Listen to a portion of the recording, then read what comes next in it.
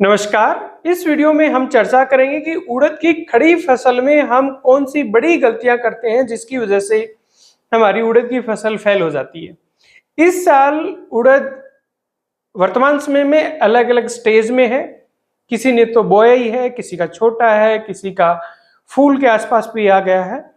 तो उड़द के अंदर हमें सबसे जरूरी जो चीज ध्यान रखनी है वो ये खरपतवार कंट्रोल के मामले में। देखिए, उड़द में खरपतवार कंट्रोल के लिए जो दवा करें आप वो 20 से 30 दिन के बीच में करें, और फिलहाल जो सबसे ठीक दवाई है हर पहलू से वो है सोडियम एसिफ्लोरोफेन प्लस क्लेडिनोफोर प्रोपार्जिल 0.5 लीटर प्रति हेक्टेयर के हिसाब से। ध्यान रखने वाली बात यह है कि एक जो 500 लीटर का टैंक है वो सिर्फ 1 हेक्टेयर के अंदर ही जाना चाहिए। 0.5 लीटर से इसको 1 लीटर की साइड में ले जा सकते हैं यदि आपके बहुत ज्यादा खरपतवार है, पर 0.5 लीटर काफी है प्रति हेक्टेयर के हिसाब से। ये दवा क्यों ठीक है उड़द के लिए? इसलिए है कि एक तो ये खरपतवारों को, चौड़ी पत्ती, सकड़ी वाली पत्ती, सभी को, यदि आपका खरपतवार 2 से 4 पत्ती की स्टेज में है तो सभी खरपतवारों को कंट्रोल कर देती है। दूसरा, कहीं न कहीं उड़द की फसल को एक जर्किंग देती है, एक झटका देती है। ऊपर से पत्तियां थोड़ी आपको लगेगी कि जल सी गई हैं, वो उड़द में मैंने ये पाया है कि वो फायदेमंद है, क्योंकि उसकी वजह से उड़द बहुत ज्यादा वृद्धि नहीं करता और वो फूल के अंदर चला जाता है, थोड़ी उसमें फुटान भी अच्छा होता है।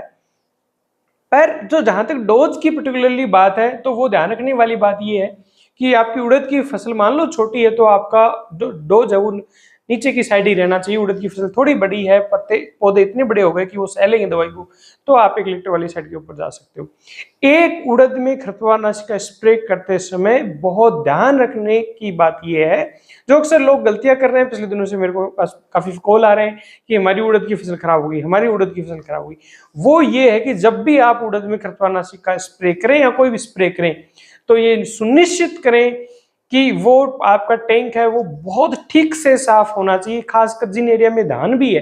यदि आपने धान में जैसे नोवलेक्ट वगैरह हर्बिसाइड का स्प्रे किया है और आपने बहुत ठीक से धोया है, उसके बावजूद भी उड़द के अंदर असर आता है, तो आप बहुत बहुत ध्यान से धोएं। जितना उस टंकी को साफ कर लें उतना कम है, क्योंकि थोड़ी सी हल्की भी, यदि ये कह सकते हैं कि सुगंध भी रह जाती है, उसकी वजह से भी आपकी उड़द की फसल खराब हो सकती है। दूसरी जरूरी चीज ये है कि कीड़ों के मामले में फिलहाल मैं पुनः उसी बात को रिपीट कर रहा हूं कि अलग अलग स्टेज में उड़द की फसल है, लेकिन पूरी सीजन में, स्पेशली जब उसमें फूल के आसपास जब पौधा जमीन को कवर कर लेता है, उससे लेके जब तक उसकी फलियां में दाना थोड़ा पकना नहीं स्टार्ट हो जाए, तब तक मच्छर यानी जो व्हाइट फ्लाई जो है, सफेद मक्खी है, वो हमारी उड़द की फसल के अंदर बहुत ज्यादा नहीं हम पनपने दे। क्योंकि बहुत सारे लोग हैं जो पुरानी वेराइटियां बो रहे हैं या जो हमारी लोकल वेराइटी बो रहे हैं जिनमें येलो मोजेक वायरस, पीलिया रोग आता है। और यदि पीलिया रोग को कंट्रोल में रखना तो उसका एकमात्र इलाज यही है कि आप सफेद मक्खी की पॉपुलेशन को कंट्रोल के अंदर रखें, और कोई कोई पीला पौधा होता है उसको उखाड़ के खेत के अंदर तुरंत खेत से बाहर निकाल दें। बाकी जैसे जितने भी आपकी कैटरपिलर्स आते हैं, इल्ली आती है, तो उनके लिए ये है, उसमें दवाइयों की कोई इशू नहीं है। इमामेक्टिन बेंजोएट सब जानते हैं, थैमथोक्सम प्लस लेम्डासाइलोथेन सब जानते हैं, क्लोरेंट्रानिप्रोल जो कोराजन वाला साल्ट है वो सब जानते हैं। मुश्किल ये है कि हम स्प्रे ऐसे समय में करते हैं जब हमारे कीड़े का अटैक नहीं होता है, और जब वास्तविक कीड़े का अटैक होता है तब तक हमारी दवाई का असर खत्म हो जाता है। इसलिए ये स्पेशली कीड़े की दवाई स्प्रे करते समय कोई देखा देखी नहीं करें उड़द के अंदर। यदि आपका कीड़ा है तो आप स्प्रे करें, नहीं तो ना करें। और जब आप इल्ली की दवाई स्प्रे कर रहे हो तो इस व्हाइट फ्लाई, सफेद मक्खी को भी हमेशा ध्यान में रखना कि ऐसी दवाई जाए, जैसे आपने मान लो इल्ली के लिए इमामेक्टिन बेंजोएट कर दी, तो इमामेक्टिन बेंजोएट तो आपकी इल्ली को कंट्रोल करेगी, सफेद मक्खी को तो कंट्रोल नहीं करेगी। तो हमेशा इस सफेद मक्खी को कंट्रोल करने का आपको दिमाग में चीज रहनी चाहिए। इल्ली आपके जो भी, चाहे तंबाकू की इल्ली हो, चाहे आपकी बालों वाली लट हो, या आपकी हरी वाली जो सेमिलू पर बोलते हैं वो हो, वो इल्लियां सब कंट्रोल हो जाती है। पर पॉइंट ये है कि आप समय पे करें, ना समय से बहुत पहले या ना ही समय के बाद में, यानी नुकसान हो गया उसके बाद में। और इन दोनों से भी जरूरी बात जो मैं समझता हूं कि उड़द की फसल बहुत अच्छी होती है, कीड़ा भी कंट्रोल कर लेते हैं, खरपतवार भी कंट्रोल कर लेते हैं, लेकिन एक जो चीज रह जाती है वो ये है कि थोड़ी सी बारिश होती है, उड़द लाल लाल दिखाई देता है और पूरा उड़द खत्म हो जाता है। तो उड़द के अंदर प्लीज प्लीज आप एक फंजीसाइड का स्प्रे आवश्यक रूप से करें। और वो फंजीसाइड का स्प्रे कब हो सकता है?